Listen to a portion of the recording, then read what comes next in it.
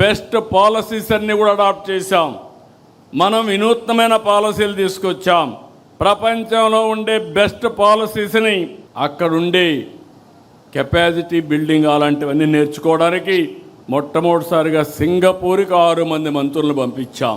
మనం ఏదో కష్టపడడం కాదు, తెలివితేటలతో కష్టపడాలి.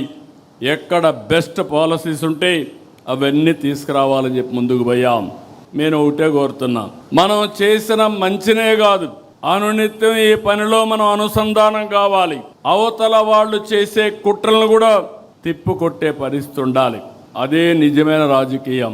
అందుకే గొడ్డలి పార్టీ చేస్తున్నటువంటి చెడును కూడా అనునిత్యం ప్రజలకు చెప్పాలి. అధికారంలో ఉండగా రాష్ట్రాన్ని పూర్తిగా నాశనం చేశారు. అది చాలక ఇప్పుడు కూడా కుట్రలు చేస్తున్నారు. ఒక కిల్లింగ్ మనస్తత్వం ఉన్న గొడ్డలి పార్టీకి ప్రజా సంక్షేమం పట్టదు, అభివృద్ధి గిట్టదు. రాష్ట్రానికి పెట్టుబడులు వస్తున్నాయంటే విమర్శలు చేస్తారు. విమర్శలు చేసిన తర్వాత ప్రజల్లో కానీ వ్యతిరేకత వస్తుంది అనుకుంటే మేమే తెచ్చాం, మేమే ఆలోచించామని మాట్లాడే పరిస్థితికి వస్తున్నారు. ఇంకో పక్కన ఎక్కడన్నా డబ్బులు తేవాలంటే దానికి కావాలని కంప్లైంట్స్ పెట్టి అడ్డు పెట్టే ప్రయత్నం చేస్తున్నారు.